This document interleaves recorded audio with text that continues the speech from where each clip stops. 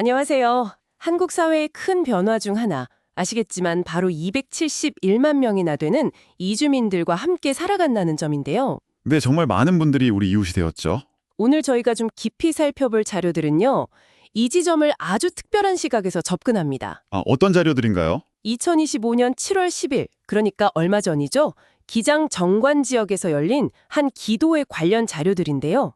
여기서 이주민 선교라는 과제를요. 그냥 인간적인 노력, 이걸 넘어서 성령 충만해서 해답을 찾으려고 하더라고요. 성령 충만이요? 상당히 영적인 접근인데요. 네, 그래서 저희가 설교 내용이나 기도 제목들, 또 참여했던 선교사님 음성 파일까지 이렇게 좀 다양한 자료들을 가지고 왔습니다. 이걸 보면서 과연 이 관점이 오늘날 다문화 사회를 살아가는 우리에게 또 여러분의 어떤 새로운 생각을 던져줄 수 있을지 함께 탐색해 보려고 합니다. 네, 재밌는 주제네요. 핵심 질문은 결국 이거겠죠? 어떻게 보면 추상적일 수 있는 성령 충만이라는 게 이주민 선교라는 아주 현실적인 과제에 뭐랄까 돌파구가 될 수 있다고 보는 걸까? 맞아요. 그게 궁금해요. 이 자료들은 단순히 어떤 종교적인 해법 이걸 넘어서 공동체가 어떻게 변화하고 소통해야 하는지에 대한 좀 근본적인 질문을 던지는 것 같습니다. 자료를 이렇게 쭉 보니까요. 가장 먼저 눈에 띄는 게 구속사적 관점이라는 표현이거든요. 모든 역사, 심지어 사람들이 막 이동하는 것까지 하나님의 큰 계획 안에 있다. 뭐 이런 시각인 거죠. 이게 정확히 어떤 의미일까요? 네. 구속사적 관점. 쉽게 말하면요. 역사가 그냥 우연히 흘러가는 게 아니라 하나님의 어떤 궁극적인 목표, 그 구원 계획을 향해 나아가는 하나의 큰 이야기다. 이렇게 보는 겁니다. 아하. 네. 사도행전 17장 26절을 인용하면서 사람들이 각자 자기 땅에 사는 것조차도 사실은 하나님의 계획 아래 있다. 이렇게 설명을 하죠. 성경 속 예를 들기도 하나요? 그럼요. 예를 들어 요셉이 어쩌다 이집트로 가게 된 거.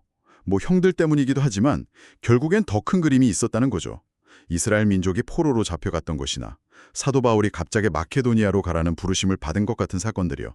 다 하나님의 섭리였다는 증거로 제시하는 겁니다. 그렇군요. 이런 맥락에서 보면 지금 한국에 와 계신 271만 명의 이주민들 역시 뭐 단순히 돈 벌러 왔다, 공부하러 왔다 이런 표면적인 이유를 넘어서서 하나님의 더 큰 이야기 속에서 어쩌면 영생을 얻기로 예정된 사람들과의 만남이다. 이렇게 해석하는 거죠. 이들을 섬기는 것이 곧 하나님의 마음을 읽는 거다. 뭐 이런 식으로요. 와, 굉장히 거시적인 관점이네요. 그렇다면 이런 선교를 가능하게 하는 실제적인 힘, 그 동력은 어디서 온다고 보나요? 자료에서는 사도행전 이상의 오순절 사건, 이걸 아주 결정적인 계기로 이야기하던데요. 바로 그 지점입니다. 네. 예수님이 승천하신 후에 제자들이 다 두려움에 떨고 있었잖아요.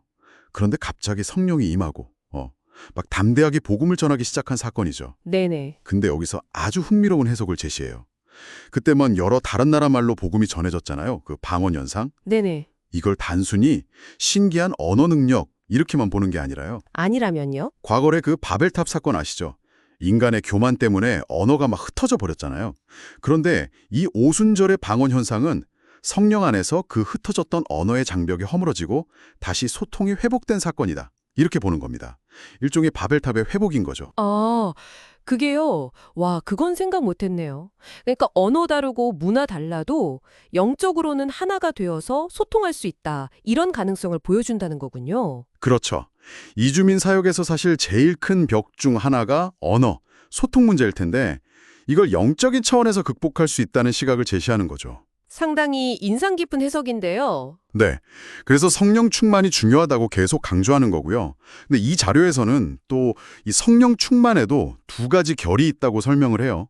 하나는 좀 꾸준히 내면을 채우는 거고 다른 하나는 특정 상황에서 아주 강력하게 나타나는 힘이라고요. 두 가지요. 좀 더 자세히 설명해 주실 수 있어요? 뭐랄까, 배터리를 계속 충전하는 거랑 갑자기 번개치는 거랑 약간 이런 차이일까요? 오, 아주 좋은 비유입니다. 정확해요. 첫 번째는 프롤렉스라는 상태로 묘사를 하는데요.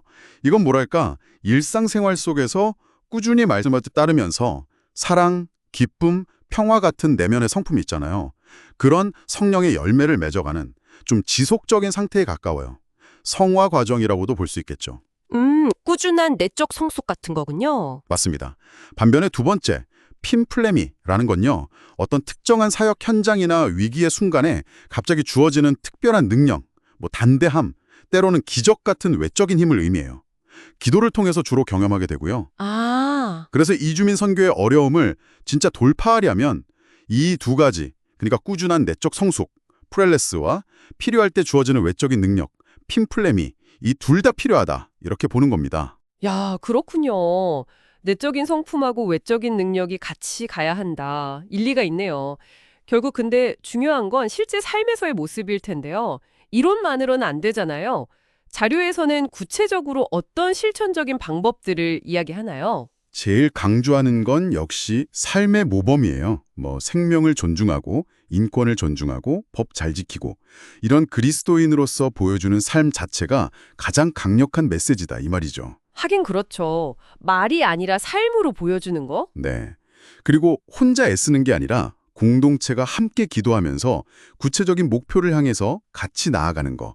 이 연합의 중요성을 아주 강조합니다. 기도회에서 나눴다는 그 5가지 기도 제목이 딱 그 예시죠. 아, 기도 제목들이요. 어떤 내용들이었는지 좀 알려주세요. 네. 첫째는 한국에 온 이주민들의 복음화를 통해서 결국 세계 복음화에 기여하자, 이런 큰 그림이고요. 둘째는 교회랑 관련 단체들이 좀 힘을 합치자, 연합하자. 셋째는 이주민 출신 리더들을 잘 키워내자. 아, 그분들이 직접 리더가 되는 거군요. 그렇죠. 그리고 넷째는 다양한 언어로 예배를 개척하자. 마지막 5째는 지역교회랑 이주민 선교가 서로 도와가면서 같이 성장하자. 이런 내용들입니다. 굉장히 구체적이네요. 그리고 또 하나 흥미로운 건 다양한 배경을 가진 사람들이 함께 동역하는 모습도 보여져요. 예를 들어서 가영호 선교사님 같은 경우는 원래 캄보디아에서 사역하셨는데 자연치유나 성격 분석, 애니어그램 같은 거에도 전문가시래요. 그래요? 네.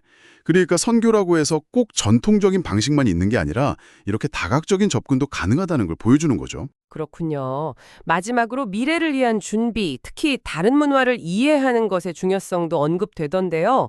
불교권 선교 세미나를 연다는 계획이 좀 인상적이었습니다. 맞아요.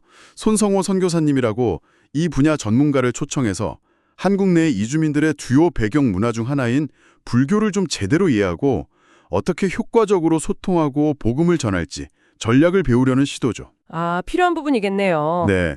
흔히 말하는 지피지기 백전백승까지는 아니더라도 상대방의 문화적 배경을 아는 것이 진정한 소통과 또 복음 전파의 첫걸음이다, 이런 인식이 깔려 있는 것 같습니다. 네, 오늘 저희가 살펴본 이 자료들을 정리해보면 이주민과의 동행이라는 이 과제를요, 그냥 사회 문제로만 보는 게 아니라 하나님의 어떤 큰 계획, 그 구속사적인 관점에서 바라보면서 성령의 능력을 통한 개인의 변화와 공동체의 연합, 그리고 타문화에 대한 깊은 이해와 삶의 실천, 이걸 다 중요하게 강조하고 있네요. 정확합니다.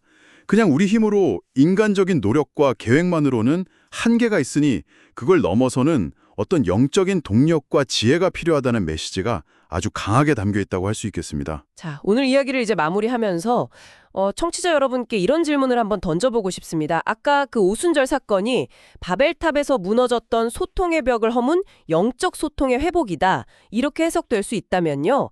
이 원리가 혹시 종교적인 맥락을 넘어서 여러분이 일상에서 겪는 다양한 문화적 장벽이나 아니면 그냥 개인과 개인 사이의 그 소통의 어려움들, 이런 벽들을 이해하고 넘어설 어떤 실마리를 줄 수도 있지 않을까요?